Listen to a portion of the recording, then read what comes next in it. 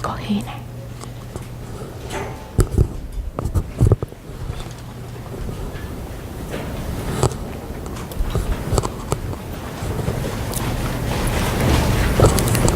Comenzamos con las alabanzas al Buda Shakyamuni. Maestro, destructor de enemigos, has sido Buda completa y perfectamente despierto, dotado con sabiduría y conducta ejemplar, ido al gozo, timonero que guía a los seres ordinarios que aún deben ser domados, ser supremo, maestro de todos los dioses y los hombres, Buda, destructor de enemigos, glorioso y victorioso ser Shakyamuni, ante ti me postro y a ti voy por refugio. Maestro, destructor de enemigos, has sido Buda completa y perfectamente despierto, dotado con sabiduría y conducta ejemplar, ido al gozo, timonero que guía a los seres ordinarios que aún deben ser domados, ser supremo, maestro de todos los dioses y los hombres, Buda, destructor de enemigos, glorioso y victorioso ser Shakyamuni, ante ti me postro y a ti voy por refugio. Maestro, destructor de enemigos, has sido Buda completa y perfectamente despierto, dotado con sabiduría y conducta ejemplar, ido al gozo, timonero que guía a los seres ordinarios que aún deben ser domados, ser supremo, maestro de todos los dioses y los hombres, Buda, destructor de enemigos, glorioso y victorioso ser Shakyamuni, ante ti me postro y a ti voy por refugio. El Sutra del Corazón de la Perfección de la Sabiduría. Así lo oí. Una vez el bendito estaba residiendo en Rayajira, en la montaña llamada Pico del Buitre, junto a una gran asamblea de monjes y una gran asamblea de bodhisattvas. En ese momento el bendito entró el samadhi que expresa el Dharma, llamado iluminación profunda, y al mismo tiempo el noble Avalokiteshvara, el bodhisattva Mahasattva, mientras practicaba la profunda perfección de la sabiduría, vio lo siguiente. Vio que los 5 skandhas son de la naturaleza del vacío. Entonces, por el poder del Buda, el venerable Shariputra le preguntó al noble Avalokiteshvara, el bodhisattva Mahasattva, ¿cómo debe entrenar un hijo o una hija de familia noble que quiere practicar la profunda perfección de la sabiduría? Entonces el noble Avalokiteshvara, el bodhisattva Mahasattva, le contestó al venerable Shariputra, oh Shariputra, un hijo o una hija de familia noble que desea practicar la profunda perfección de la sabiduría, debe practicar así, viendo lo siguiente, que los 5 skandhas son de la naturaleza del vacío. La forma es el vacío también es la forma. El vacío no es otra cosa que la forma no es otra cosa que el vacío. De la misma manera, las percepciones, las formaciones mentales y la conciencia también son el vacío. Por lo tanto, Shariputra, todos los dharmas son el vacío. No existen las características, no existe el nacimiento ni la cesación. No hay impureza y no hay pureza. No hay merma ni hay aumento. Por lo tanto, Shariputra, en el vacío no hay forma, sentimiento, percepción, formación mental ni conciencia. No hay ojos, oídos, nariz, lengua, cuerpo o mente. No hay apariencias, ni sonidos, ni olores, ni sabores, ni tacto, ni dharmas. No hay dhatu de los ojos y así hasta el dhatu de la mente y conciencia. No hay ignorancia ni fin de la ignorancia hasta la vejez y la muerte. No hay fin de la vejez y de la muerte. No hay sufrimiento ni origen del sufrimiento. No hay cesación del sufrimiento, ni sendero, ni sabiduría, ni logro, ni ausencia de logro. Por lo tanto, Shariputra, ya que los bodhisattvas no tienen logros, moran en la profunda perfección de la sabiduría. Como no hay obscuración de la mente, no hay tampoco temor. trascienden lo falso y alcanzan el nirvana total. Todos los Budas de los tres tiempos, a través de la práctica de la profunda perfección de la sabiduría, despiertan completamente a la iluminación insuperable, verdadera y total.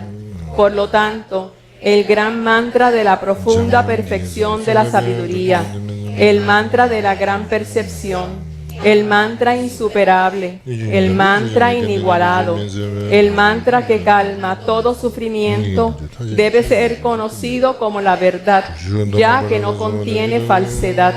El mantra de la profunda perfección de la sabiduría es Tayata Gate Gate Paragate Parasangate Bodhisoha. Tayata Gate Gate Paragate Parasangate Bodhisoha. Tayata Gate Gate Paragate Parasangate Bodhisoha. Tayata Gate Gate Paragate Parasangate Bodhisoha. Tayata Gate Gate Paragate Parasangate Bodhisoha. Tayata Gate Gate Paragate Parasangate Bodhisoha. Tayata Gate Gate Paragate Parasangate Bodhisoha. Tayata Gate Gate Paragate Parasangate Bodhisoha. Tayata Gate Gate Paragate Parasangate Bodhisoha. Tayata Gate Gate Paragate Parasangate Bodhisoha. Tayata Gate Gate Paragate Parasangate Bodhisoha. Tayata Gate Gate Paragate Parasangate Bodhisoha. Tayata Gate Gate Paragate Parasangate Bodhisoha. Tayata Gate Gate Paragate Parasangate Bodhisoha. Tayata Gate Gate Paragate Parasangate Bodhisoha. Tayata Gate Gate Paragate Parasangate Bodhisoha. Tayata Gate Gate Paragate Parasangate Bodhisoha. Tayata Gate Gate Paragate Parasangate Bodhisoha.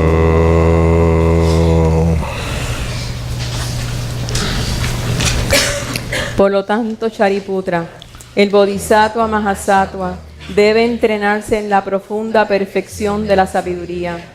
Entonces el bendito salió del Samadhi y elogió al noble Avalokiteshvara, el Bodhisattva Mahasattva, diciendo: bien dicho, así es. Oh hijo de noble familia, así es. Se debe practicar la profunda perfección de la sabiduría, así como has explicado, y todos los Tathagatas se regocijarán. Cuando el bendito dijo estas palabras, el venerable Shariputra y el noble Avalokiteshvara, el Bodhisattva Mahasattva, y toda la asamblea de dioses, humanos, asuras y gandharvas se regocijaron y alabaron las palabras del bendito. Y hacemos la ofrenda de mandala breve en tibetano. Sachi Puki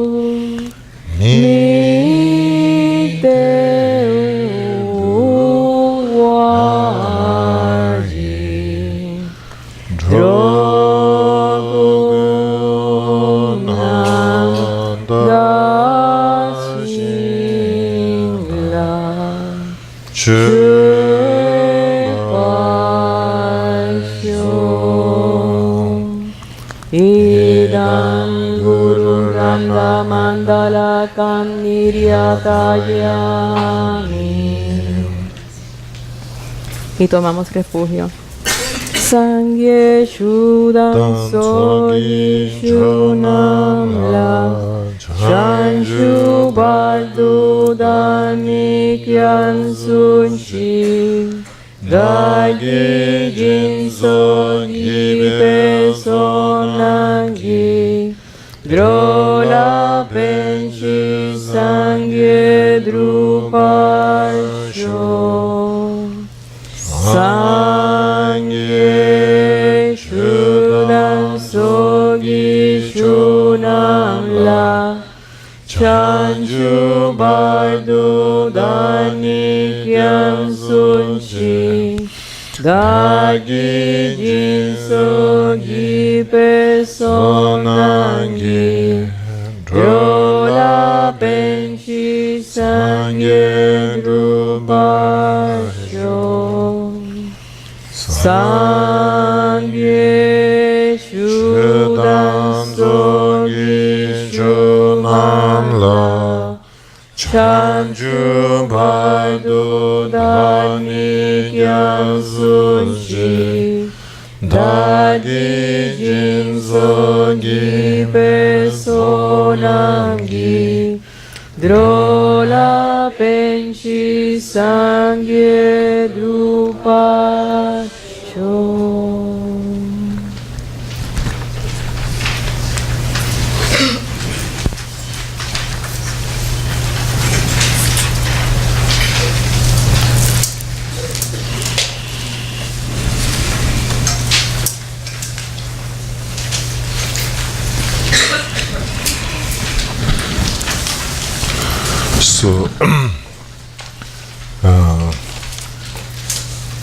I want to remind all of you the lineage,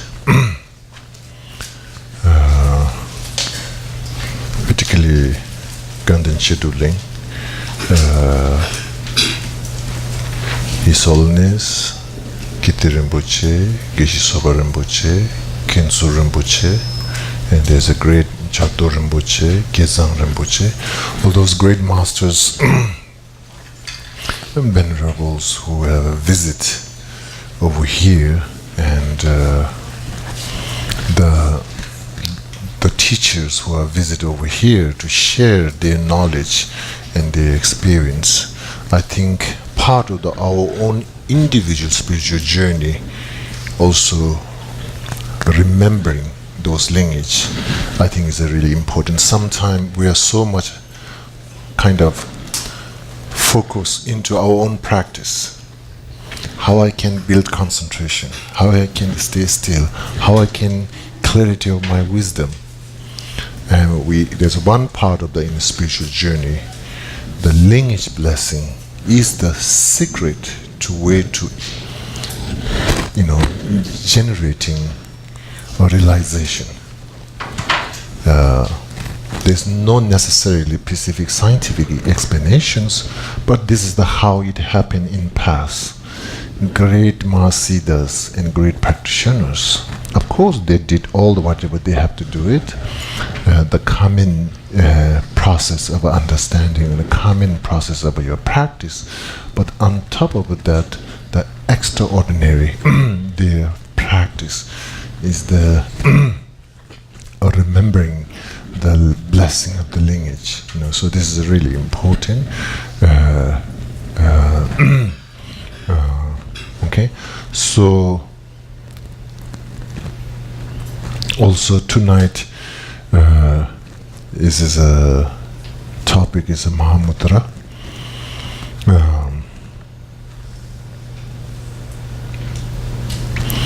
And I think before I just trying to go blah blah blah of the Mahamudra, I think one important part I will go through some of the lineage prayer in a Tibetan. So during this time, you all just kind of feel the blessings of a lineage that you received and appreciate it, rejoice, okay? And also, based on those lineage blessing, whatever you received, whatever you practice, follow up of that blessing, whatever you did it for this kind of limited space and time and chaos, whatever you did it, it is even a very little, doesn't matter. You need to acknowledge, remember, appreciate it, cherish, and that's very important. Okay, so during, so I'm going to recite the lineage.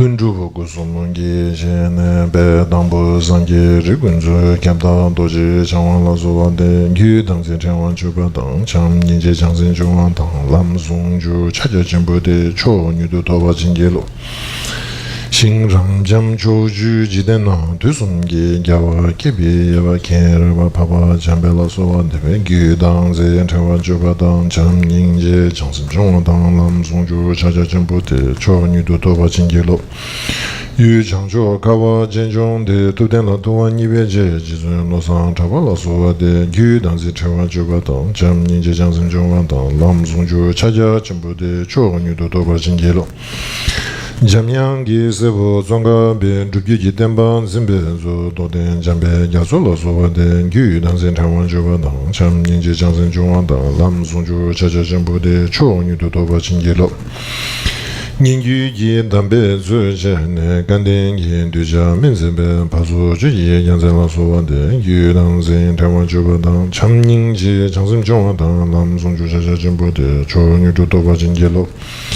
Rimi Gi Nenjura Taraji Ne Chimi Gi Rinzin Gunyebe Chujo Dama Badala Sowa De Gyu Dangzin Changwan Chuba Dang Cham Ninje Changzin Chungwan Dang Lam Zungju Chaja Jimbu De Cho Nyudu Toba Jingelo Chu Gegi Chingwe Magwe Be Nidungi Denba Genzenze Lozan Dun Juba La Soba Debe Gyu Danze Chengwa Juba Dang Chang Ningji Changsem Chongwa Dang Lam Sung Chu Chacha Chenpo De Chu Nidu Doba Chinjilo Kusumgi Podang Nyamga Dang Urmigi Karagi Drugunji Kiju Sangye Yishin La Soba De Gyu Danze Chengwa Juba Dang Chang Ningji Changsem Chongwa Dang Lam Sung Chu Chacha Chenpo De Chu Nidu Doba Chinjilo Jelo San Gave Demba La Gun Teta Yirme Tamje Ju Zun Lo San Chu Yi Genzen La Soba De Ju Nansi Jawa Jaba Dang Cham Niji Jansen Chongwa Dang Dam Song Chu Cha Cha Shenpo De Chu Nidu Doba Chinjilo Gandu Gyu Denje Maluba Tuen Ji Due Nyamlen Tara Shenpa Chu Jo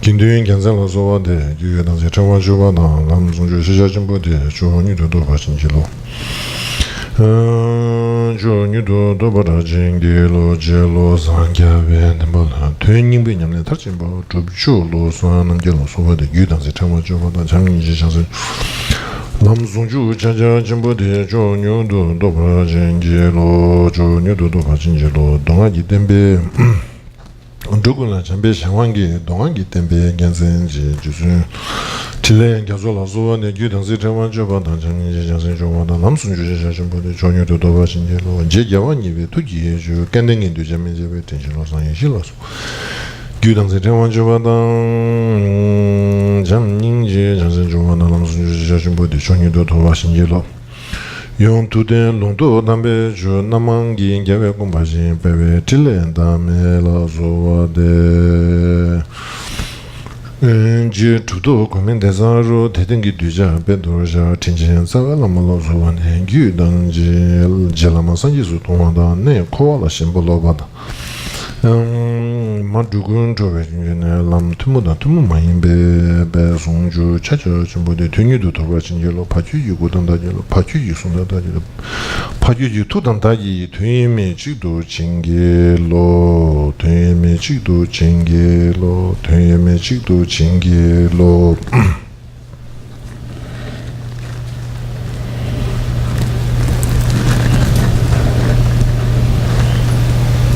Okay.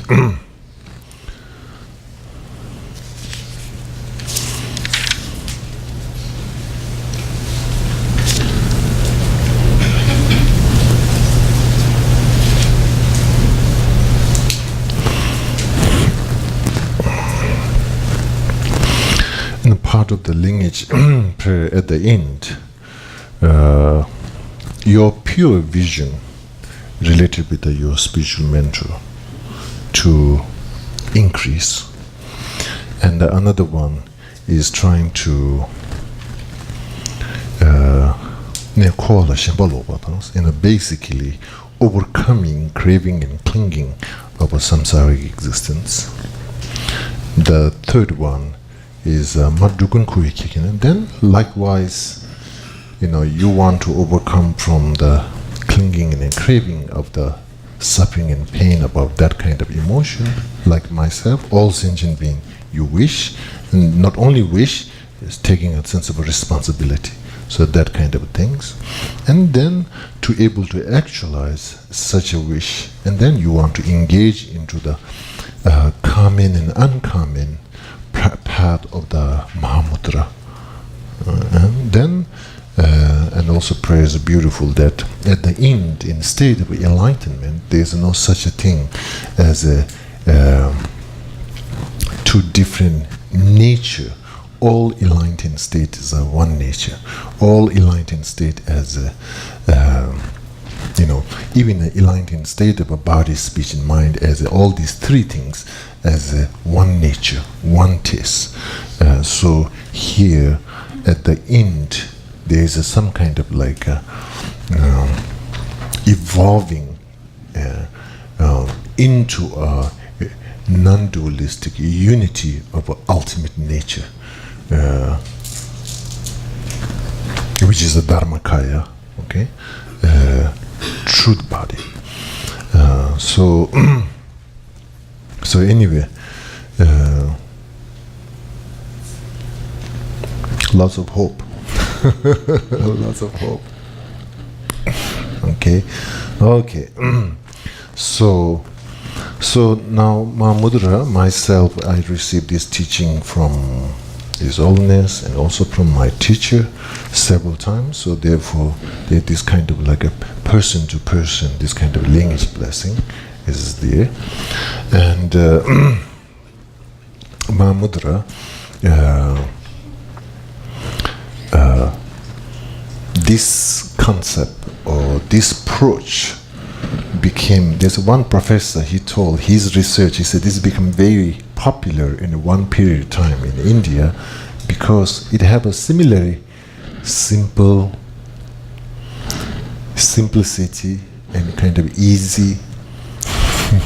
So these things we like so much. Simple, easy. So it became popular. This practice became really.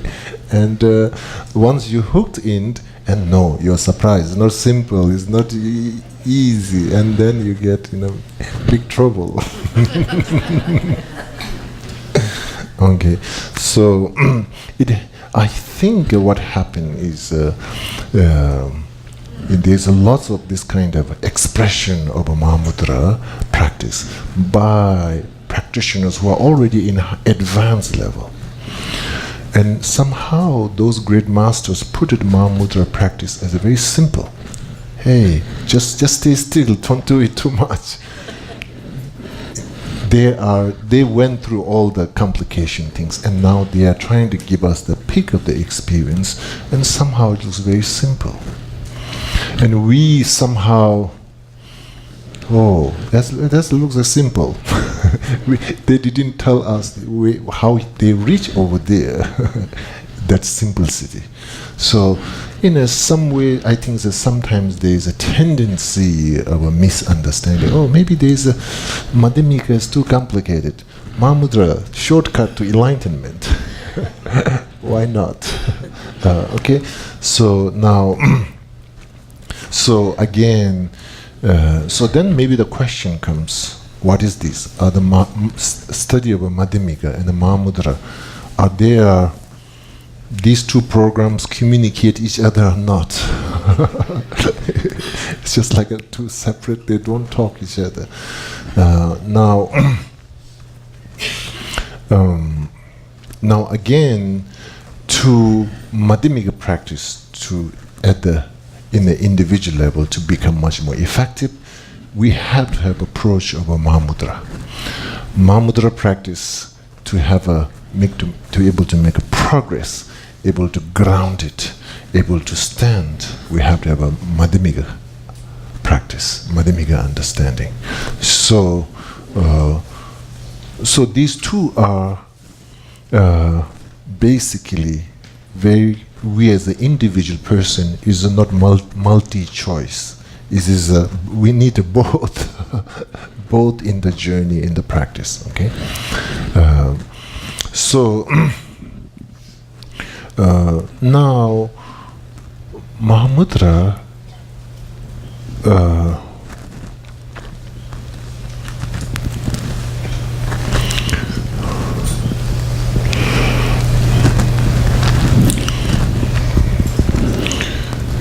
Let me see.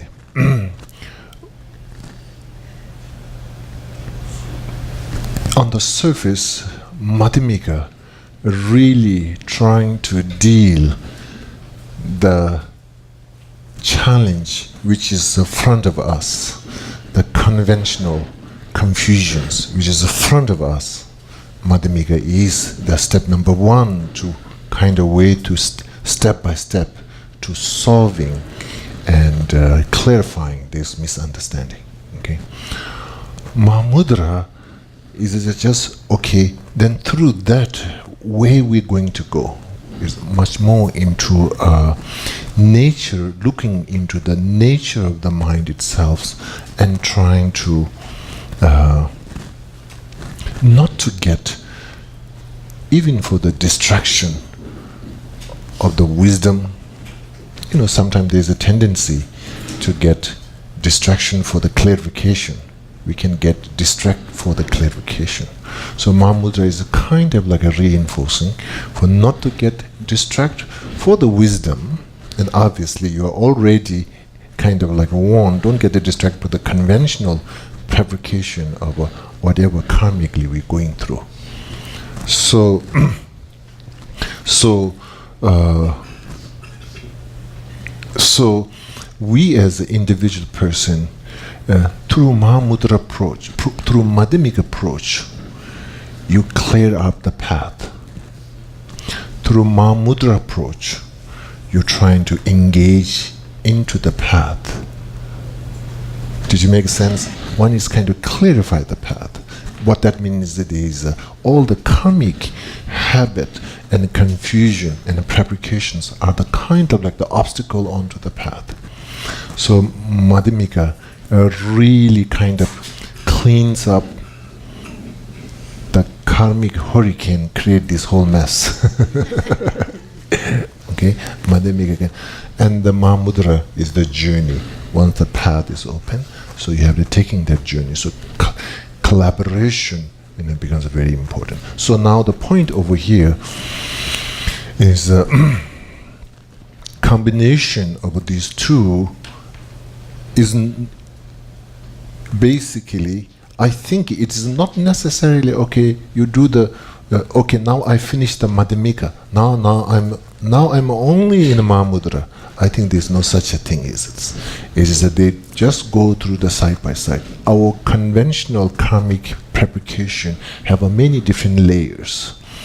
Because of that, Madhyamika understanding in the meditation becomes an important part of the journey. The Mahamudra is really trying to sustaining such a wisdom journey, to sustaining this kind of wisdom journey through the Mahamudra practice. Okay? So therefore, in the Mahamudra, basically, you are looking into the nature of a mind, and through that, what's basically is what you're trying to do is trying to go beyond this kind of conventional interaction of the mind, that kind of very grossest level of a mind, and basically you are trying to go more subtle nature of your own mind. Like for example, tantric practice is also really to go more subtle level of a mind, trying to awakening subtle nature of our own mind. We as an individual person, we as a human being, from the whole teaching point of view, almost like there's this conventional, very superficial, very, very materialistic oriented awareness. And then there's a non-materialistic oriented awareness. Okay? So that awareness becomes a very important part of our existence. Sometimes they're saying scientifically we only use how much, like 20% of our brain? 5 or 20 is low. That's high. Only 5. Now from the Buddha's teaching from Sutra and Tantra in both point of view, how much we are utilizing our awareness. We are just utilizing maybe, 4% of the very materially oriented awareness. There's all this subtle awareness which has a tremendous potential. And extreme subtle awareness has a tremendous potential. Quality, strength of a compassion, strength of a concentration, strength of a clarity. So it's basically the same thing, whatever we're talking scientifically related with the brain, Mahamudra is the same thing, saying, hey, there's a huge resource that we are not actualizing. And that's the Mahamudra is basically trying to knocking that, that door, that resource, how we as this potential, the potential of this awareness, we as the individual person, it is just we have that treasure exists within our own self anytime. And so practice of a Mahamudra is basically how we can get into this not so much materially oriented awareness, go beyond that. And then our meditation, our concentration practice can be a very powerful and effective. Our materially oriented our awareness, and based on that, when we're trying to develop concentration, is basically 1 step forward, 10 10 steps backward, or maybe more than 2. So very difficult to make a progress because we are not putting the right condition. It's not because we're distracted with this and that. There's lots of these things happening. Yes, we should expect that because we are not putting the right program, or we're not using the right app. Or the app is not well developed. So basically Mahamudra is saying, okay, we don't need to, yes, our struggle is understandable because yes, of course, you are using this kind of awareness into your meditation practice. Yeah, you will take a long time. Yeah, you will get all the time difficulties. That's expected. So here in the Mahamudra is saying, we as the individual person trying to get into the awareness that is not necessarily material oriented, external oriented. We need to get into that. We need to get into that. We need to get. So Mahamudra, so there's this whole kind of look into the nature of a mind. Look into the nature of a mind. That is like almost like the password. Look into the nature of a mind. Then the immediate question, what happens? How nature of mind looks like? We are so material oriented. So therefore, we want to see nature of mind from the shape and color and form. This is how we are oriented. This program how we are trained. So we want to understand everything from this program point of view. What you say? People who use Apple computer and people who use the PCs, So they want to get done from this perspective, isn't it? Just trying to see from this perspective. So here, so looking into the nature of a mind.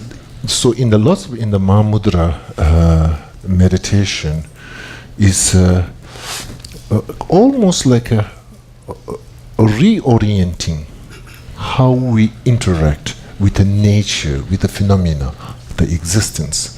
Because also in the Mahamudra meditation, they say look into the mind, whatever emotion arises, look into it, observe it, then go through which kind of color, which kind of, this is a deductive process. You apply.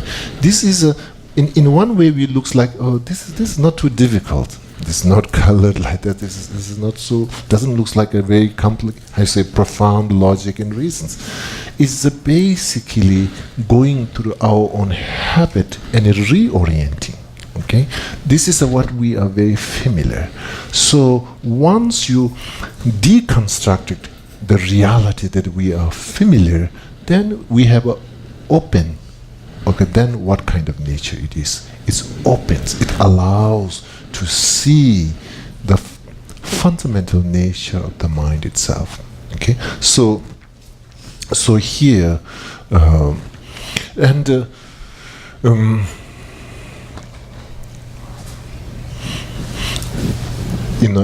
by seeing the fundamental nature of the mind itself, basically. And I think it's the same thing. Either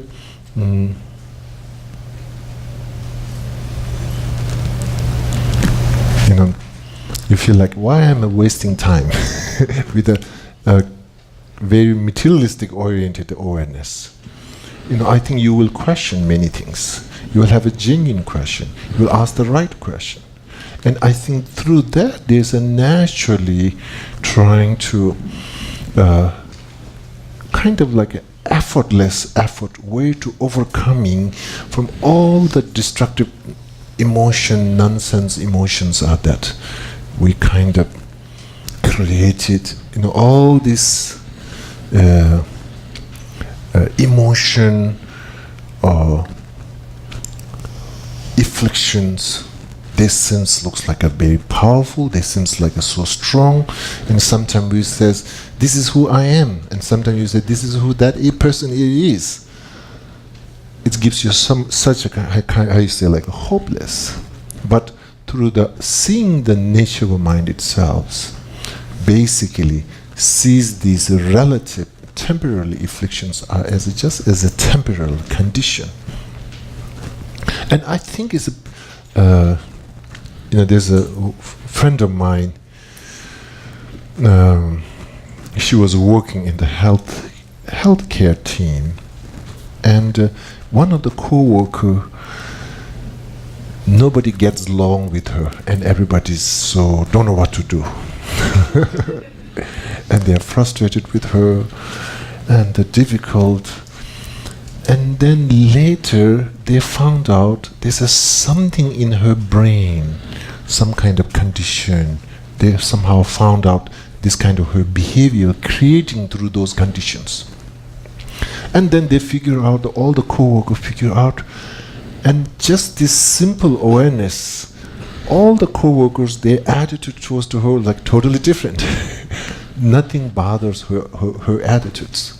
Now, because they see that is not her nature. That's created by whatever in the brain, that condition, somehow her behavior are changing. So basically, just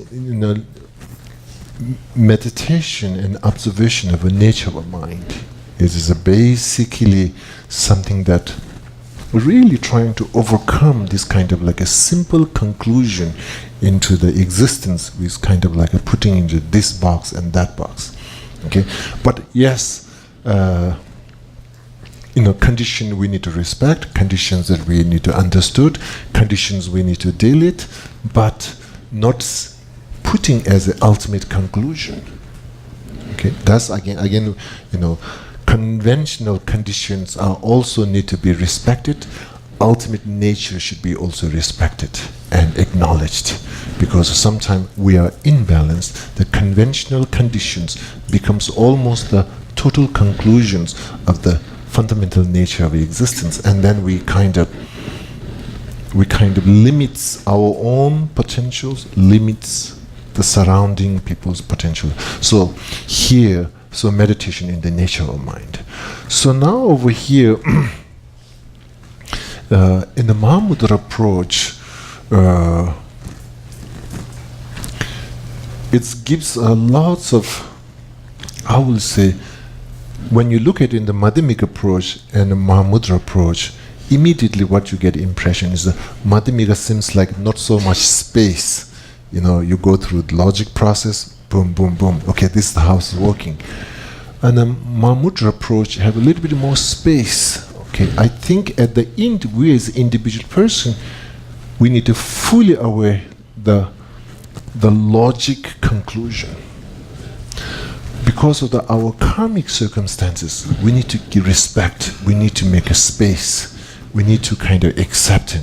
We cannot kind of control and because now I get the logic, I got the dependent origination. Okay, let's kind of conquer. No, karma, particularly karmic cause and condition. Cause and condition is a journey, is a process. So Mahamudra is basically respecting that process. So therefore, in the Mahamudra meditation, it is a lot of emphasis about, in ways, I say, developing patience. It's not necessary to be a shortcut. It's not necessarily presenting something simplicity, but its really main message is a patient with our own wisdom, patient with our own karma, patient with our own path. So it have a lots of this kind of observing. There's a kind of giving a space, giving a time. So individual practitioner in the meditation, they can through this patience, that's very necessary, but it is not just sake of patience. Through this patience, individual evolved the clarity of a mind, the subtlety of a mind becomes much more vivid. By the becoming that vivid, basically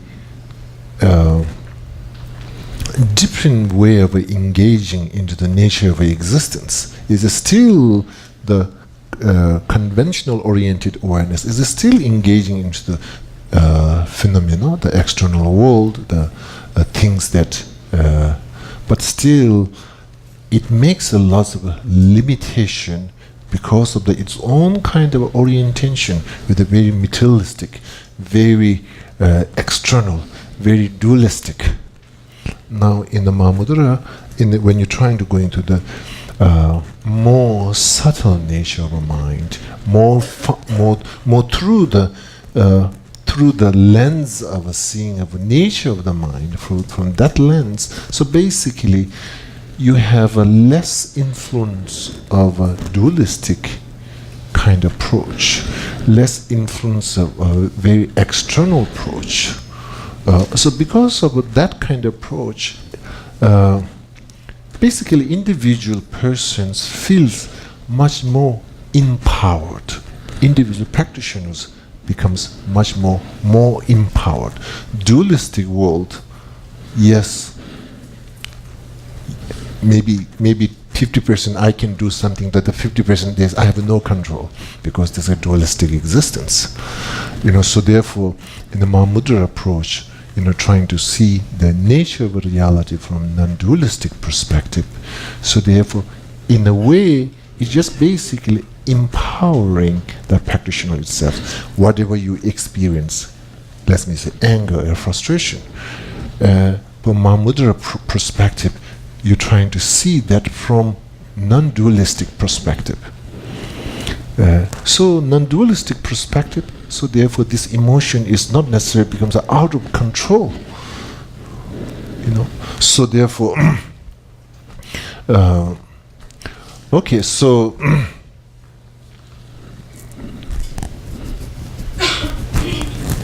okay, so now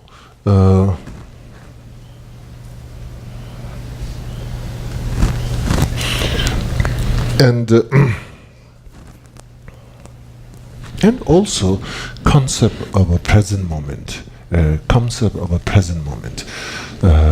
the Mahamudra meditation. I think Mahamudra meditation really introduced the ultimate way to be a present moment. Okay, what means that is basically in a concept of a time and concept of a directions. All these are we human or we man made it. The time, there's no intrinsic time. Okay, this is there's no intrinsic anything, but the concept of a time is a kind of we created this is our human way to understanding. Time is a given. So in a Mahamudra, and then because of that kind of orientation that we have, we also approach many things from the time perspective. Even just simple appointment, we're trying to go through the time perspective. And sometimes we're trying to look at enlightenment also from time perspective. Everything's kind of time oriented. And then sometimes worst case, everything's deadline oriented. We have deadline this and deadline that. Okay, not only time, but there is this is the deadline. The good news for enlightenment, there's no deadline. We don't carry any deadline for enlightenment. Even not deadline for wisdom realizing emptiness. There's no deadline. So that's, I think, is really good. If Buddha created deadline, that will be really trouble. If Nagarjuna creates some kind of deadline, we are in a big trouble. If there is a deadline, then there should be Bodhisattva lawyer. Between us and Nagarjuna. So as long as there's no deadline, so we don't need attorney, Bodhisattva attorney. We don't need that. Okay. Okay, so so in the Mahamudra, of course, sometimes we have a time orientation related with the mind and thoughts and emotions. Of course, they give us really good perspective. They give us really, but in the actual meditation in Mahamudra, we need to also drop this kind of tools, the concept of a time, concept of a directions, all that kind of. We need to go beyond those tool approach, and there is this kind of like a unity, a synchronization, thoughts. Although we say previous thought and later thought, we can say that it is, basically, just basically seeing the flow of awareness, and the flow of awareness as, like for example, water. We don't say first water, second water, third water. We don't say, like also space. We not necessarily use the word, the number with a space. Number with the water we use sometimes with the glass, millimeters, that kind of thing. But anyway, in a general speaking, when you see river, in a general case, when we see river, when we see space, we never utilize the number, the time, and the perspective. So anyway, so in a basically, like in the Mahamudra, this is one of the popular examples, the ocean and wave of ocean. There's no specific border between the wave and the ocean of a wave. Ocean itself, the wave, and there's no border. There's no specific. Okay, now you're crossing the ocean border. There's no such things. So over here, as a seeing as a one flow, not getting distracted with that wave, that karmic habit, but seeing as a one wave, seeing as a one flow. Within the subject, not seeing as a duality. Okay, it's almost like sometime when we say, anger, we're trying to kind of like slice through this flow of a consciousness. There's a slice of anger, and there's a slice of a slice of a craving, and slice of a fear.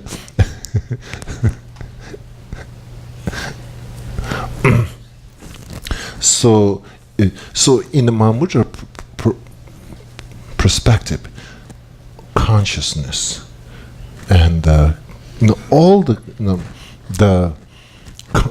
concentration, loving kindness, and you're going opposite way, impatient, fear, and everything as a thing, as a part of the, not necessarily the word part of the flow, but almost just kind of seeing as a one continuity. But it's just basically these have a different movement and different eruption, which is not necessarily separate from that flow. So over here, what's really happening in the Mahamudra approach is at the beginning, I think, once we are trying to practicing the Mahamudra, is basically you are trying to slow down to creating reaction for reaction. Sometimes I'm stressed for not getting stress. We happen, this quite, I'm stressed for not getting stressed. So Mahamudra is first things to stopping this kind of things. So there is this kind of you are not adding more karmic habit. You are not adding more karmic, imprints into the already existence. So preventing furthermore accumulation of a karmic habit. So therefore, in the Mahamudra, basically one thing is either positive things happens, even the negative things happens. Don't rush for rejoice. Don't rush for purification.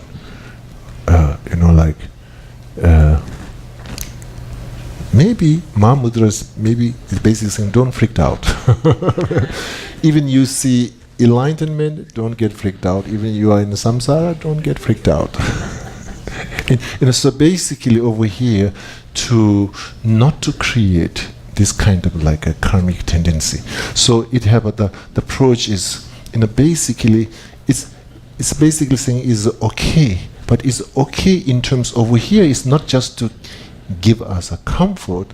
Okay, in terms over here, that what is the a valid foundation to say, okay, is it because it's a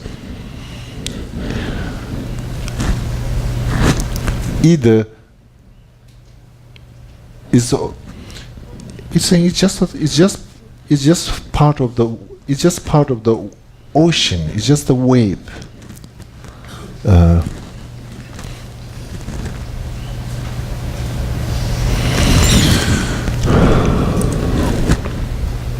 Okay.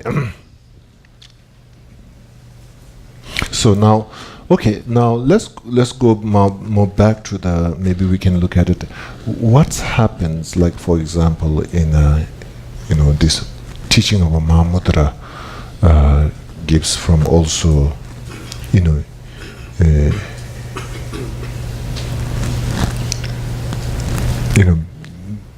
Giluk Lama Tsongkhapa's lineage, and there's a teaching of Mahamudra also comes from the Gampopas, one of the Kagyu founder lineage, and there's this kind of a Ganden Kagyu, basically collaboration of these two advised, okay, or guideline.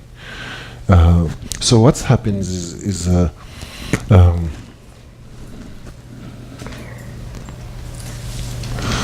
in the one approach, like for example, when you go through in a Kagyu lineage, in the individual practitioner, when you meditate, when you stay still, basically not necessarily having where to concentrate, what is your object of your concern, nothing kind of like nothing kind of that your object of your concentration, no such a thing, anything kind of preparing. Basically you sit and then you just observe.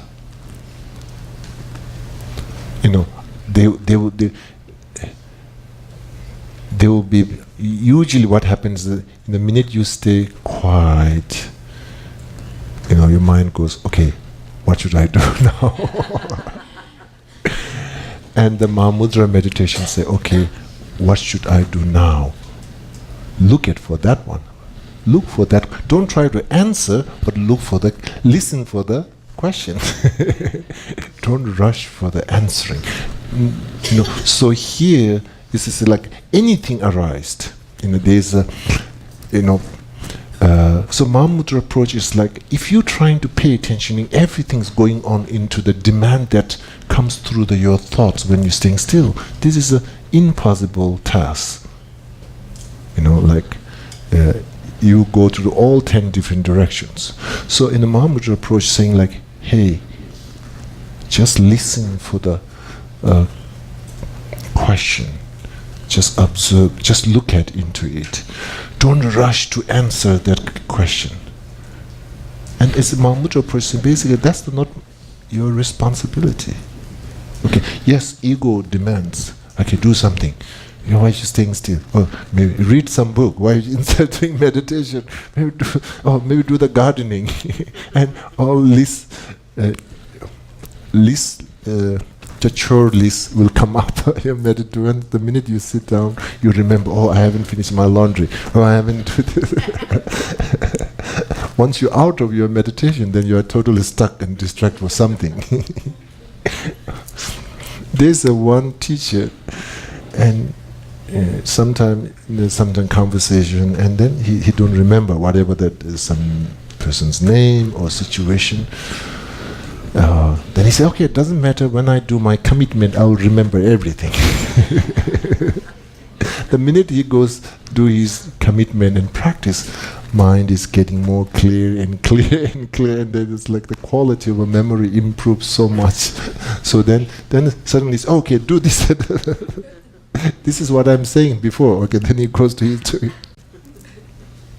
Okay, so anyway, there is something that minute that you trying to staying still and go through the flow of your consciousness, it somehow give oxygen for our quality of memory, quality of our wisdom, for quality about. It kind of nurtures.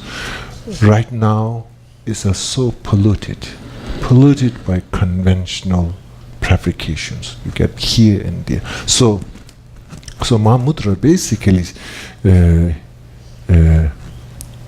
not necessarily rushing for the things, but the mind is usually restless. But in Mahamudra approach, is not necessarily giving any kind of a toy to play, but it have a very specific responsibility and is simple. It's just like a look at into it. It is basically at the beginning you almost feel more restless. At the beginning it's more restless, but I think it's just you're patient, and just for a couple days or a couple weeks, individual can cross through the first layer of this kind of restless to observing into the nature of the mind itself. Even meditation posture. I have one student in Portland. He had a very difficult to stay in meditation posture. He could not do it. Then week after week, and then in the midterm came, and he was quite good. He's okay. He was at peace with his own meditation posture. There's no battle with his own meditation. This posture, he was totally fine. And at the beginning, he says hurting this, he's hurting that, and it's not good. And then he have all the logic circulation cutting, and it's no good. And he have all this. He say in a session, he go through all these things. But then later he the more he go through the logic, the pain is getting higher and higher. So at the end, he somehow create this kind of peace. Okay. So anyway, my point is over here. When you're trying to doing basically one approach in the Mahamudra meditation is basically creating simplicity awareness. Simplicity into your awareness. That's all. Basically through this simplicity, you're able to create the clarity. Once you have a clarity, it is a full potential. Your awareness is a full potential. Potential to concentrate, potential to meditate in compassion, and so on and so forth. So it's very important that Mahamudra approach, and the first is just creating that simplicity. Because why we have to create that simplicity? Because there's so much demand going on in our thoughts and emotions. And our habit, it looks like trying to choose the one of the demand and trying to supply that demand. Trying to get that, So here, Mahamudra approach is you're not choosing any kind of your emotional demand, but just trying to keeping as a simplicity as possible. And the method for way to creating that simplicity is not to reject the demand and not to trying to fight with the demand, but to just basically acknowledge and be aware and then looking into it. And then there is a simple approach, not so much the logic and reason of the demand, but looking into the nature of its own self, and just simply looking into the nature in itself. This approach and this method which really creates and evolves to simplicity of awareness. So simplicity. So through this simplicity awareness, there's a naturally slow down this aggression of our emotion and thoughts, and then through that clarity arises naturally. Okay. So one of the approaches is basically creating this simplicity. There's not necessarily specific to you need to focus. Okay. So I think at the beginning this is very important. one mistake what we make, I think, when you meditation, sometimes say, okay, what should I concentrate? Where should I concentrate? And what is it's almost like we are creating kind of action lists, what to do lists we are creating, this is, again, we are bringing our conventional external habit into the meditation world. Like, okay, now I do this, now I do that. It's almost creating, we are not trying to creating that simplicity. We are bringing more chaos into it. So, at the beginning of the part of the Mahamudra meditation, it's basically somehow we are trying to create, like, for example, if there's a fear arised, and fear is have a very good strategy for marketing. It markets you very well. You will buy whatever fear will going to sell you. It's very good marketing. It is a specialist. Okay, and then likewise all the another afflictions. It's all bringing different brochures, and usually we take all the brochure. Take this. Okay, so in the Mahamudra meditation is basically, I don't want to look at it. This brochure of a fear is not necessarily you're trying to avoid. You're not necessarily you're excited. Basically, at the beginning meditation, okay, this ruminating thought. This, really trying to kind of slow down. Even maybe the fear will say, hey, you should be scared. This. It's also not necessarily wrong, not necessarily invalid, but here we are making conscious choice. That's true.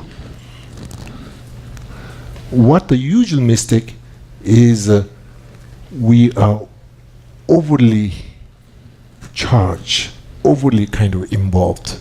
Whatever logic and reasons was given by the fear and the destructive emotion. So Mahamudra basically meditation saying like, you're not denying conventional logic and reason. Look at it, see it, build some kind of simplicity approach. It's not trying to ignore, and neither is not trying to repress. Okay? Neither you are giving up. Okay? So now in our karmic habit, if I don't get overly engaged or obsessively engaged, then it looks like a giving up. That's the culture that we know. So Mahamudra is saying, it's not necessary to go this way. It's not necessary to that. Fear, karmic condition, karmic situation is really true. Mahamudra is not trying to give us something, escape from this reality. It's just saying like, okay, that's really true. Look at it carefully, be mindful, but there is an unnecessary karmic habit usually we add it into it. We need to clarify that. Okay, so this is at the beginning, Mahamudra, I think this is a very important discipline that where you respond for samsara, where you respond for the afflictions, is something you are basically developing new strategy, a new method, without repressing, without controlling, without ignoring, with the acknowledge and with the clarity. So of course the habit really brings you a very nervousness, but Mahamudra is saying, okay, this is the trick. Neither Mahamudra giving any trick. Okay, he said just observe, be a patient. So in the beginning, meditators is basically you don't have a list. Now your refuge. Now is a married field. Now is a 7 limb. It's nothing. You sit, and there's plenty things to do. Work with it. You don't need to replace. There's a million things to work it. Naturally comes. There's a karmic sadhana is ready to you. This sadhana is just ready. You don't have to print. You don't have to memorize. It's already there. So Mahamudra is really how you practice the karmic sadhana, basically at the beginning. Okay, it just okay. So then, once you developed really strength, the strength of a simplicity, strength of a clarity, and through that naturally awakes the strength of a gentleness and kindness towards to yourself. Then, of course, that will be towards to everybody. It's a natural. So here, once you reach into that level, then I think now you have a, okay, I want to have this to concentrate. You're taking your breath. At the beginning, when we're trying to doing breath, bring attention to our breath, sometimes I feel it's a laziness, because the another choice is not easy. To just observe, pay attention. Okay, here I can do one thing. Okay, just follow, pay attention. I think it's a little bit, because like the another one's more difficult. This one, okay, breath. I'll pay attention to my breath. I can going to count my breath. Oh yeah, here, there. It's almost you are trying to stand with some kind of stick. Okay. In the Mahamudra approach, at the beginning, to yourself to be strong, so it said don't use any another things to where you're going to rely. Make yourself more stronger. Then it will be time that you need to use those things. Okay? So therefore, so this Mahamudra approach is like, almost like this kind of sustainability of your own awareness. Don't need something for all the time.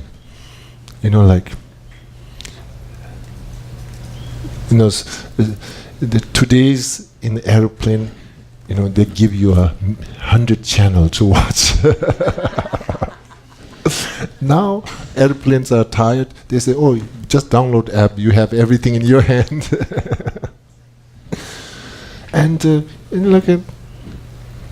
for me, just staying calm and staying is a time go faster than watching some movie.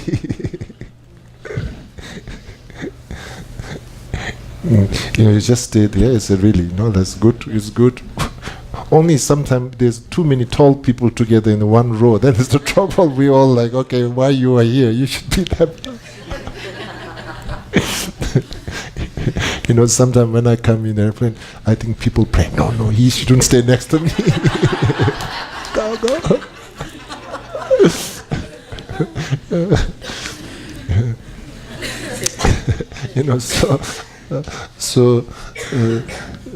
Like sometimes it's just kind of, without any kind of conditions, just kind of observing, so we are so now, even the short flights now, before I think when you fly overseas, long flight, they give you this entertainment. Now even 1 hour flight, you need entertainment.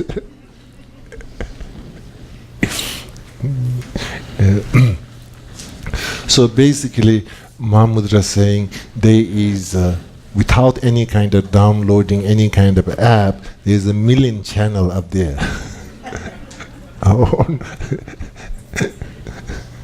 Okay, so basically, somehow to creating at the beginning some level of a freedom of awareness. This awareness is so created addictive. We are, addiction, this conditional. So Mahamudra saying it's almost like a cleansing. It's almost like cleansing. Your mind should be free. Your mind should be free from distraction. Creating that freedom, creating that dependent is a very, very, limits. Okay, so in the Mahamudra, basically at the beginning, like for example, even sometimes practice can become like some kind of distraction. Oh, I have to do something. This state of spacious awareness, state of this freedom, state of this,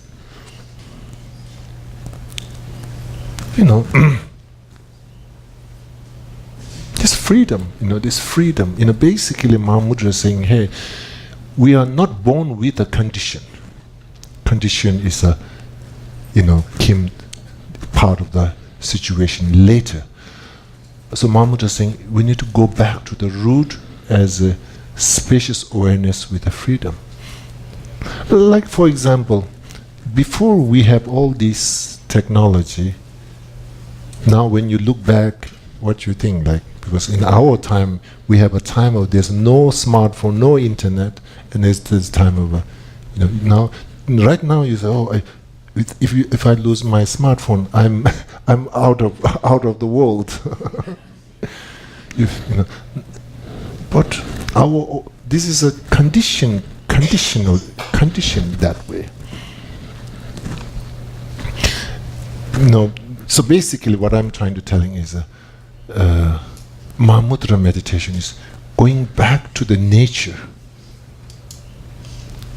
not get distracted and fight, and neither distract, neither control, neither fight, just trying to gently and trying to get into the nature of awareness in observing. And then of course it doesn't mean like kind of like a passive, non-engaging. It can be really engaging with a gentleness, without aggression, and it have this kind of basically like a today's climate situation is everything is very extreme, hot, extreme hot, cold, extreme cold, and almost situation maybe Mahamudra is something, this climate change, people are making noise, the same thing, this inner climate change happening is everything's extreme, everything's extreme, everything's extreme. We need to slow down, we need to cut things, and trying to get into the nature of the mind. It's almost like a similarity, this material oriented, dualistic oriented, which really create what you call the sea climate. You say sea, there's pollution, there's sea, contamination, or anyway. CO2, yeah, that's one. So again, dualistic and materialistic oriented awareness creates awareness, consciousness to CO2 or something like that. Okay. So in the Mahamudra, basically advising for us at the beginning, create small freedom before you're trying to do any meditation. Create that freedom, and that freedom, even a small freedom, that freedom is your pause for craving and clinging and all this karmic habit. It's just simple pause. That's very important. Create that pause. You're not able to delete, but you're just keeping that pause.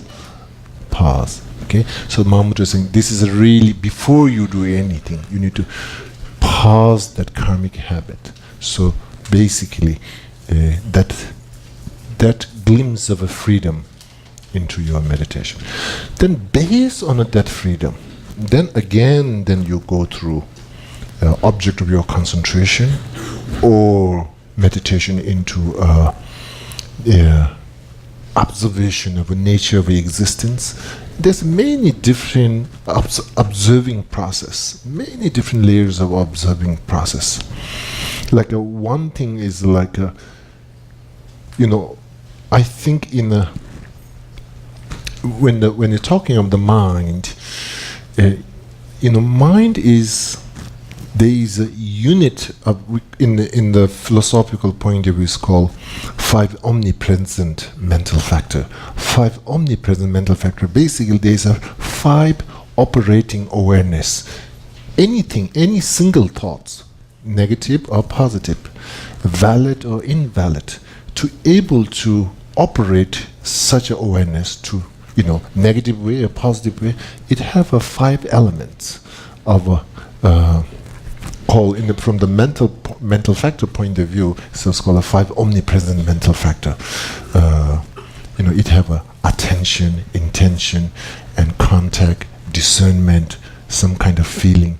These are like all the time, any kind of thoughts, any kind of awareness is without those collaboration, just even a negative thought or even a positive, nothing kind of like we cannot identify as a thought or consciousness, okay, or feeling. So into the Mahamudra meditation, sometime what happens is basically these conditions to awareness and the thoughts to function. Sometimes it seems like in a human, when we have an element imbalance, we say now our health deteriorated. Once our elements are balanced, we call healthy. In the same way, into any kind of like a functioning our thoughts and awareness, there's these 5 conditions: attention, intention, and contact, and feeling, and discernment. Any of these things kind of goes kind of imbalance. And then we get this kind of very impatient, aggressive, the restless thoughts and emotions. So in the Mahamudra meditation is also really trying to balancing all these conditions which really functions our thoughts and emotions.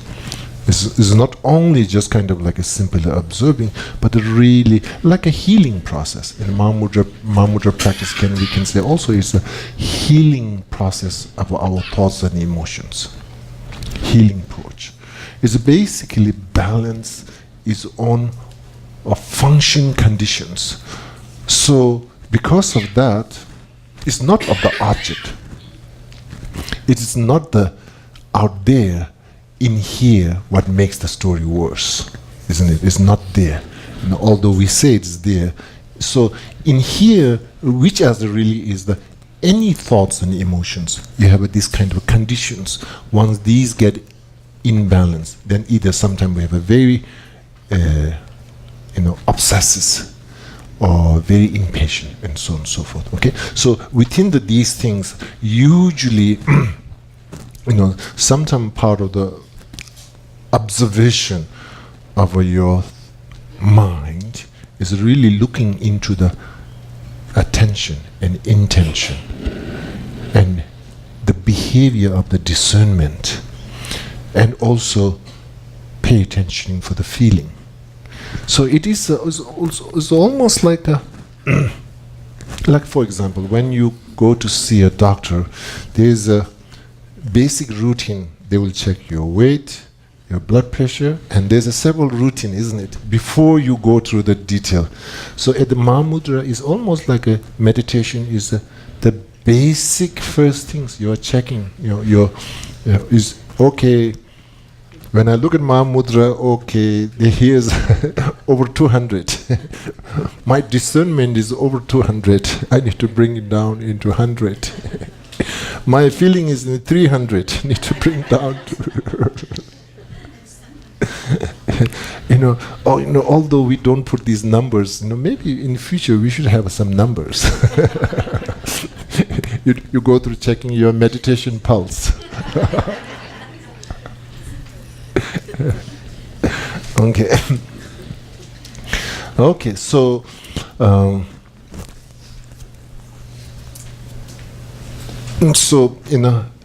through the then of course through the state of this freedom, then you have a specific wisdom object, concentration object. You go through this kind of process, but again, even you have this limited freedom, but still our karmic habit is quite strong. There is an eruption and distraction may arise. Now in the Mahamudra approach, it is not about controlling, it's not about applying antidote, it's basically all the eruption. is the positive thought is also flow of consciousness, and the distraction thoughts also flow of consciousness. So basically, Mahamudra approach is a reaction itself is not big deal, but the reaction for the reaction is the main problem. Mahamudra basically saying that. So, okay, once you're slowing down the reaction for the reaction, it says it will heal nature. Right now, we are not allowing the healing process because we are constantly contributing reaction for reaction, reaction for reaction. It's not allowing the. It will heal if we're not creating this reaction. Our mind have its own tendency to heal that reaction. Okay, so that's the Mahamudras basically saying that it carries a natural potential to its own kind of a healing, and the problem is we tend to, impatient and look at when it's going to heal, and it should heal soon, like a plant. And then you plant, and it still haven't grow. You're impatient. Every hour you look at, oh, I put the seed, haven't still grow. And then you see a little bit, then you want to pull it out. So Mahamudra approach is basically acknowledging our awareness have its own potential to heal the karmic habit, and the discipline what we're trying to bring over here from the Mahamudra approach is not to creating more reaction. Okay. And then basically through this way we are trying to go to reach in the Mahamudra approach is this kind of like a subtle awareness. Our function, our interaction go beyond the materialistic oriented awareness. Not to use deleting this program, this app, deleting this app, and now you have this. I saw some ads saying 5G. So anyway, something more subtle awareness to become your functional awareness. Okay.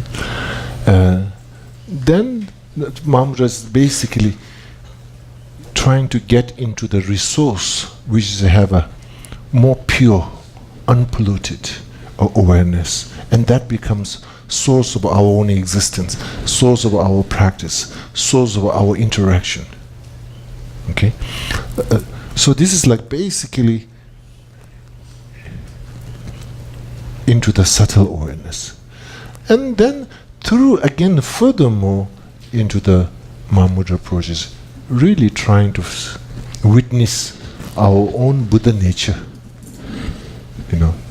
Buddha nature, fundamental, ultimate nature of our mind is the Buddha nature, and kind of Mahamudra meditation, trying to witness and trying to see. When we hear everybody we have a Buddha nature, yeah, it's very nice. Thank you, Buddha. We can say we all have a Buddha nature. Wonderful. And we say like we all become Buddha, enlightened sometime. Oh, that's even looks better. Then we get, okay, I want to become Buddha before you. Then our conventional habit erased, competition to become Buddha. Okay.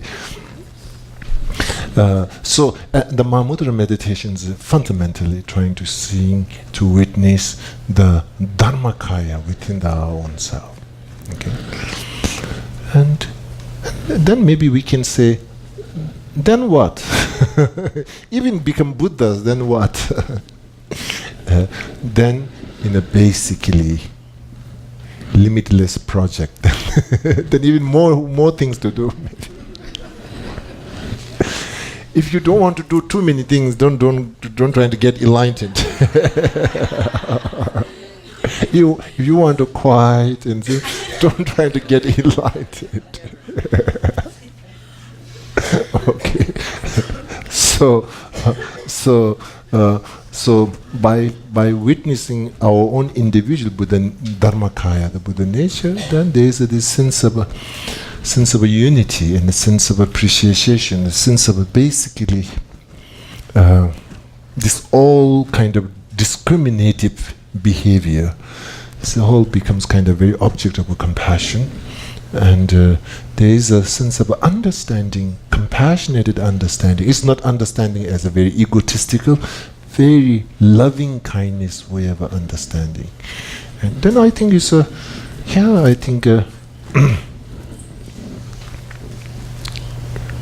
then more things to do. Then unfortunately, even if you become Buddha, you have once you become Buddha, you cannot ask for retirement. So make sure that if you want to have a retirement, in samsara there is a retirement, but for the enlightenment there is no retirement. It is a lifetime commitment. Okay. Okay. Okay. So anyway, I think, and then enlightenment, it is not necessarily becomes the purpose. Enlightenment is the condition. Okay, enlightenment, so basically,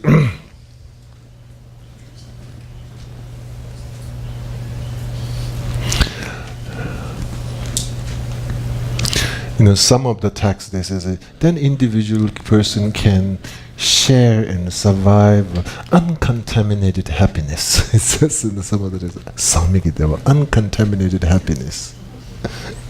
Okay, I don't know what that means, uncontaminated happiness. When I was grown up in the monastery, sometimes the ritual ceremonies are too long, so we are a kid and get impatient, so tired and trying to kill the time. We don't know what to do. And there's a friend of mine, another Rinpoche, and hour and a half is okay. When it's go more than an hour and a half, then we go okay, and you can recite. Then you get tired with the reciting, and then we're trying to look for trouble.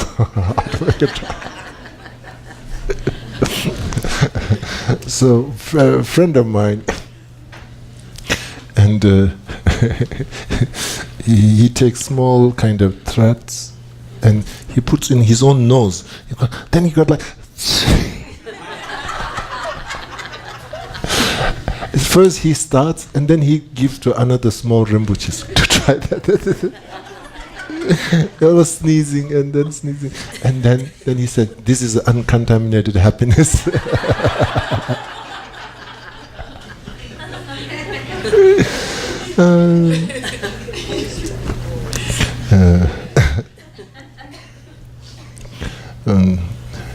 Then we have one of the Rinpoche. He's a senior Rinpoche, but there is in a tantric ritual there's a different mudras. Different mudras. A mudra for, there's a wrathful mudra, a different mudra. So then sometimes we're trying to do different wrathful mudra for this Rinpoche, and he gets so upset. He takes so personal, this mudra.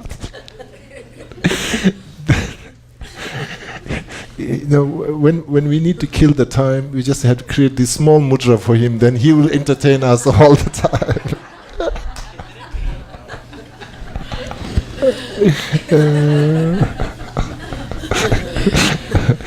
The rest of he will carry on. All then we can have a good time. Okay.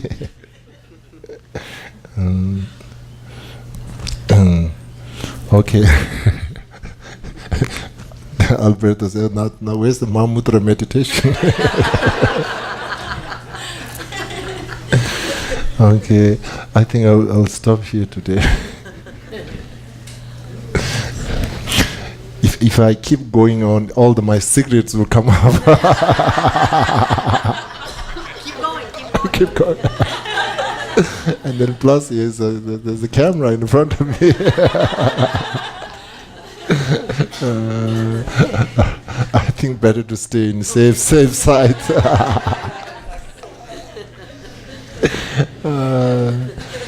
Okay. Thank you very much.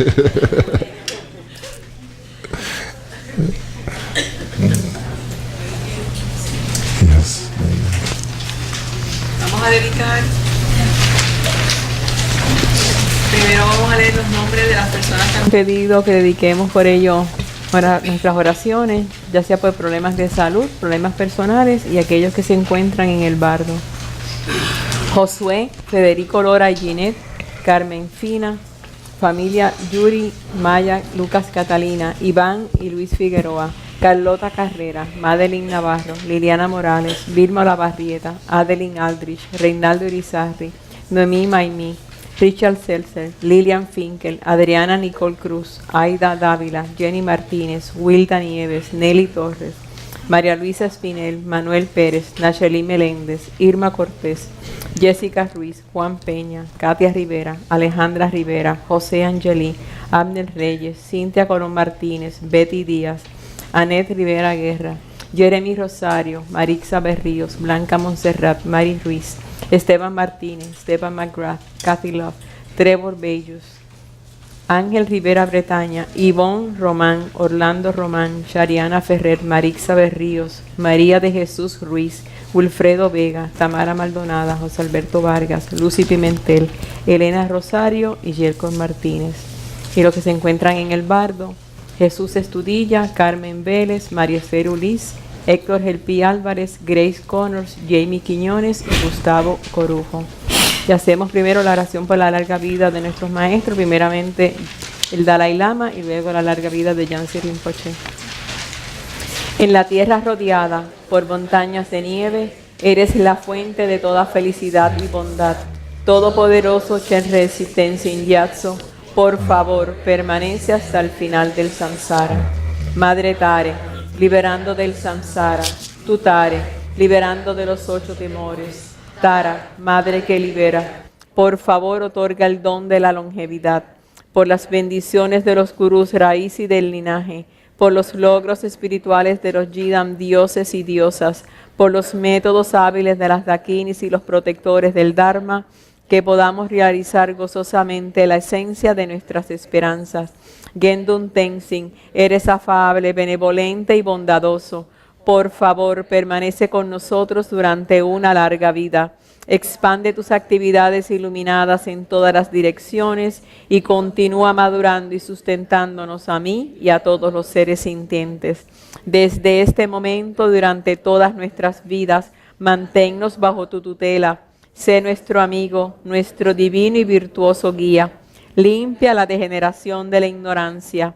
Ayúdanos a realizar rápidamente nuestro recorrido por los senderos y caminos y alcanzar los 3 cuerpos de un Buda, por la verdad de la realidad incambiable y por la bendición conjunta del indestructible Sangha, que la esencia de estas oraciones se logre rápidamente.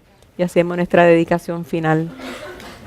Que por los méritos de esta virtud pueda alcanzar rápidamente el estado de un Gurú Buda y pueda llevar a este estado a todo ser sin excepción.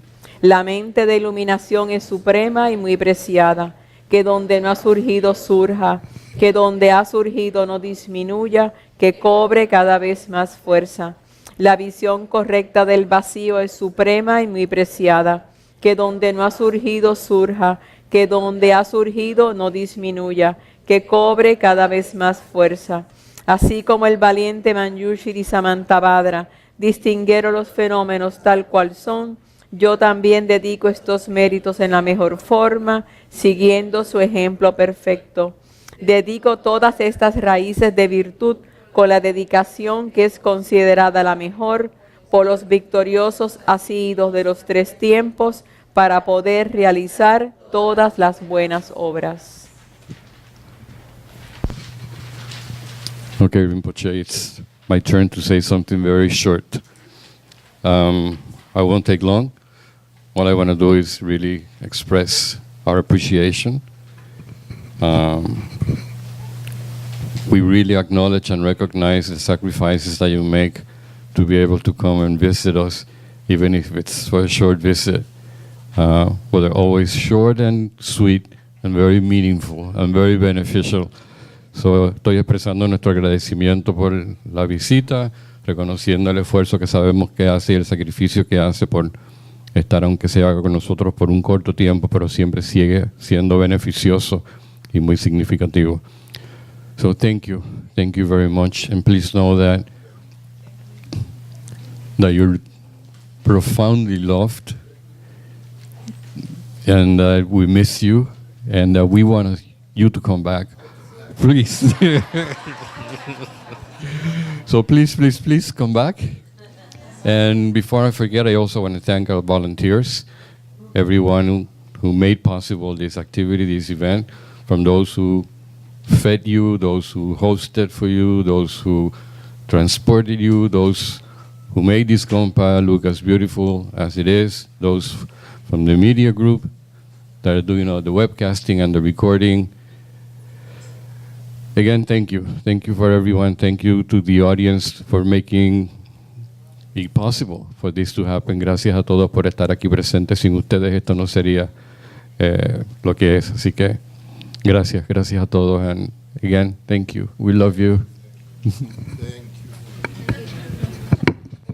And before I forget, we do have a surprise for you tonight. You saw something, okay? There's a part of the choir from the University of Puerto Rico, parte del coro de la Universidad de Puerto Rico está aquí presente en la noche de hoy. They're being sponsored by Tito, one of our students, who's actually their musical director, and they're ready to make a musical offering just for you.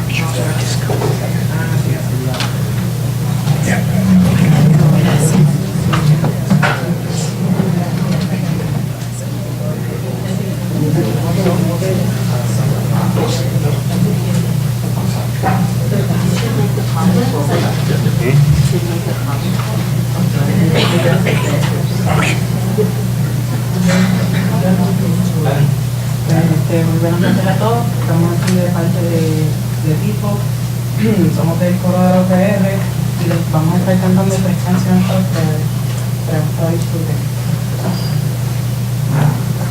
We're singing 3 songs.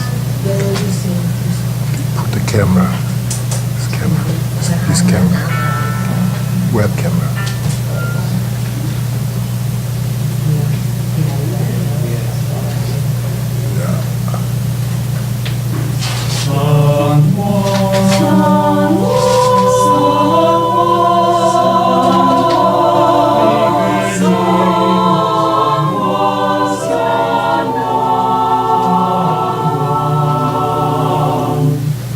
Mi viejo San Juan, cuántos sueños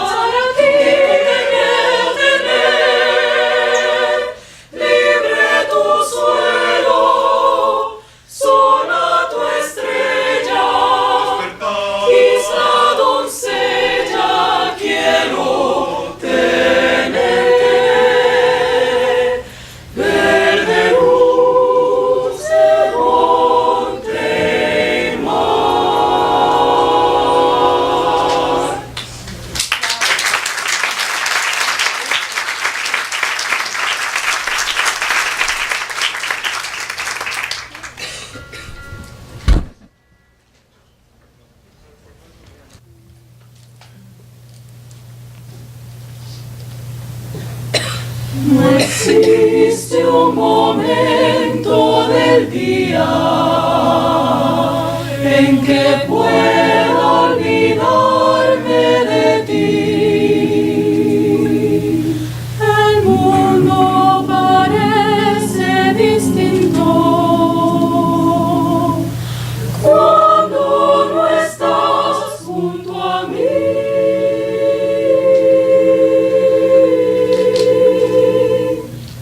No hay bella melodía en que no surjas tú, ni yo quiero escucharla cuando me faltas tú. Y es que te has convertido en parte de mi alma, ya nada me consuela si no estás tú también. Más allá de tus labios, el sol y las estrellas, contigo a la distancia, amada mía, estoy.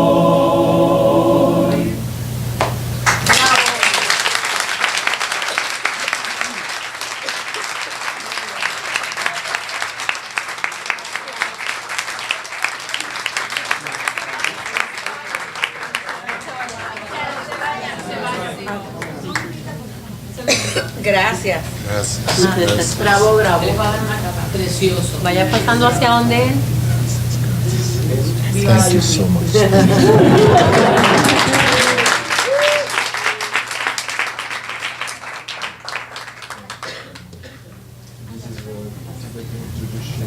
Expressing gratitude. This white color, this thing. Thank you.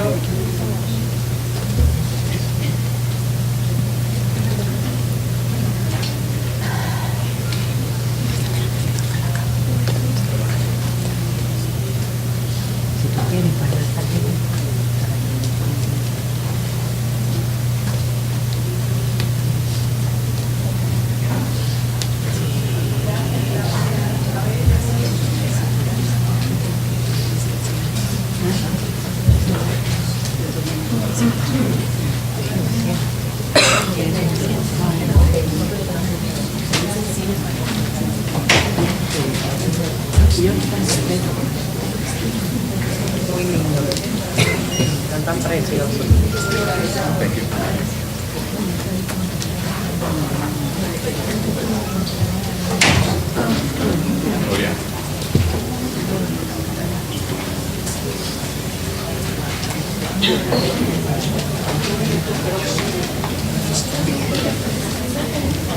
Vente, vente.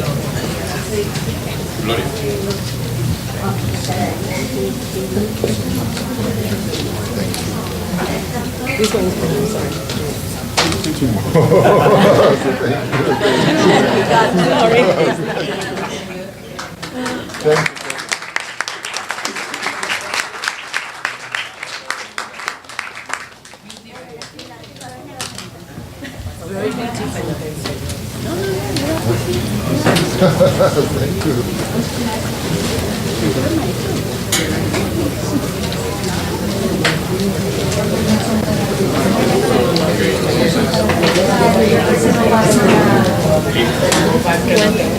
We're here, okay.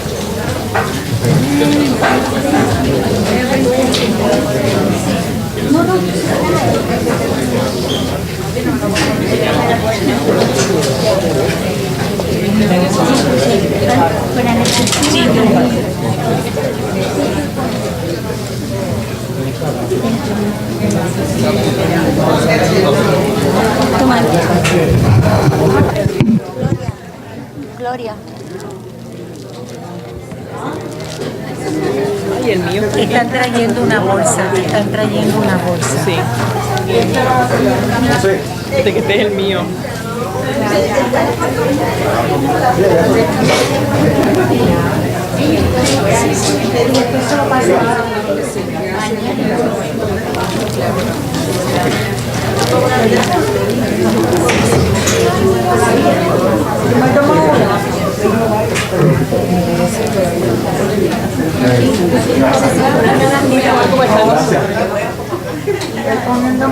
Recomiéndame esto, por favor.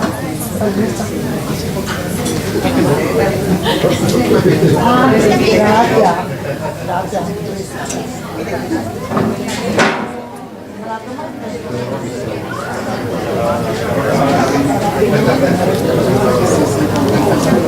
Ay, qué linda.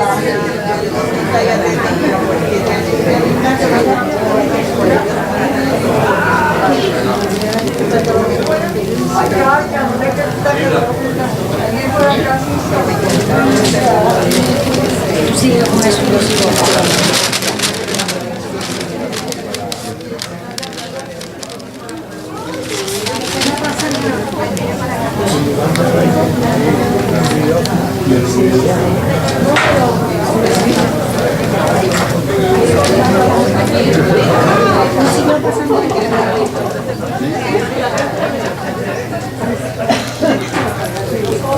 Thank you.